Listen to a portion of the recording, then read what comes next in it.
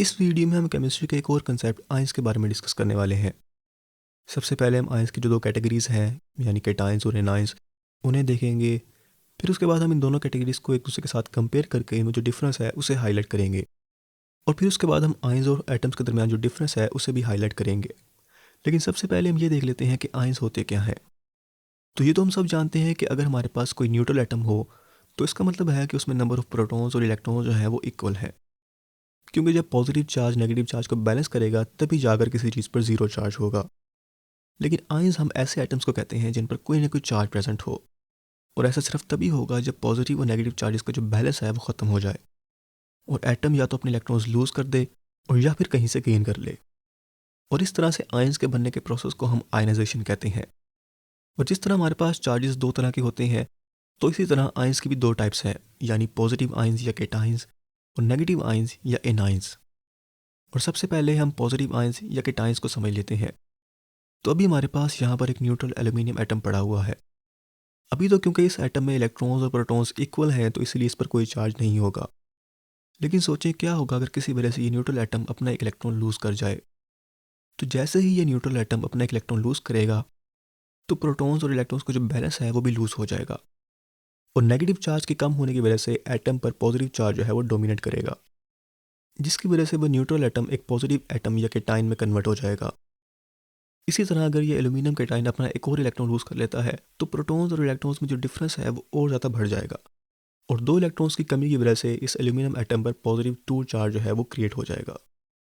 और फिर अगर अगेन हम इस केटाइन में से एक और इलेक्ट्रॉन निकाल लें तो ये एक पॉजिटिव थ्री चार्ज वाले केटाइन में कन्वर्ट हो जाएगा।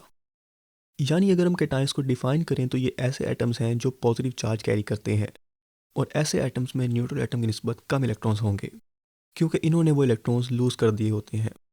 फिर इसके अलावा केटाइंस को हम सिंबल के टॉप राइट साइड पर चार्ज लगाकर इंडिकेट करते हैं।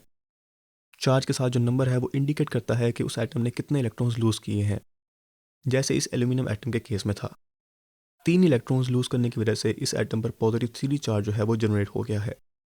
सेकंड केस में अब हम ये स्टडी करते हैं कि किसी न्यूट्रल एटम में इलेक्ट्रॉन्स ऐड करने से क्या होता है, और इस स्टडी के लिए हम इस न्यूट्रल नाइट्रोजन एटम को लेते हैं। तो जैसा कि अभी हम देख रहे हैं कि इस वक्त इस नाइट्रोजन एटम में प्रोटॉन्स और इलेक्ट्रॉन्स बैलेंस में है और इसलिए इस पर कोई चार्ज नहीं है। लेकिन लेट्स से कि ये नाइट्रोजन एटम कहीं से एक एक्स्ट्रा इलेक्ट्रॉन एक्सेप्ट करता है।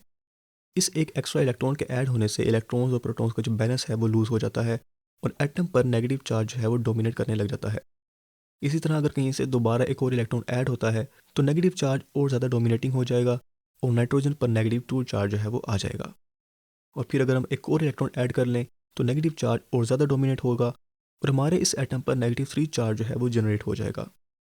और इस नेगेटिवली चार्ज एटम को ही हम एनाइन कहते हैं। और एनाइंस में एक न्यूट्रल एटम की निस्बत ज़्यादा इलेक्ट्रॉन्स होते हैं। और फिर केटाइंस की तरह ही हम एनाइंस को भी सिंबल के राइट साइड पर चार्ज मेंशन करके इंडिकेट करते हैं, जिसमें नेगेटिव चार्ज के साथ जो नंबर है वो एक्स्ट्रा इलेक्ट्रॉन्स को इंडिकेट कर रहा होता है। अब जबकि हमने ये दोनों कंसेप्ट समझ लिए हैं तो हम इन दोनों में कंपैरिजन करके इन दोनों का जो डिफरेंस है वो हाईलाइट कर लेते हैं। तो पहला डिफरेंस तो हम जानते ही हैं कि केटाइंस पॉजिटिवली चार्ज एटम्स हैं और एनाइंस नेगेटिवली चार्ज एटम्स हैं। फिर केटाइन में उनके न्यूट्रल एटम की निस्बत कम इलेक्ट्रॉन्स होंगे क्योंकि केटाइन बनने के लिए इलेक्ट्रॉन्स लूज करना लाजमी है, जबकि एनाइंस में न्यूट्रल एटम की निस्बत ज़्यादा इलेक्ट्रॉन्स होंगे क्योंकि एनाइन बनने के लिए इलेक्ट्रॉन गेन करना लाजमी है। फिर केटाइंस जो हैं वो अपोजिटली चार्ज एनाइन की तरफ अट्रैक्ट होंगे और एनाइंस जो हैं वो अपोजिटली चार्ज केटाइंस की तरफ। केटाइंस और एनाइंस के डिफरेंस के बाद अब हम एक दफ़ा एटम्स और आइंस के दरमियान का डिफरेंस भी देख लेते हैं ताकि ये कन्फ्यूजन भी दूर हो जाए। तो पहली बात तो यही है कि एटम्स जो हैं वो न्यूट्रल होते हैं और उन पर कोई चार्ज नहीं होता, लेकिन आइंस ऐसे एटम्स होते हैं जिन पर कोई ना कोई चार्ज होता है। ऐसा नहीं है कि एटम आयन बनने के बाद एटम नहीं रहते, बल्कि आइंस भी एटम की ही एक टाइप है। बस फ़र्क सिर्फ ये है कि वो न्यूट्रल नहीं होते, उन पर कोई ना कोई चार्ज होता है।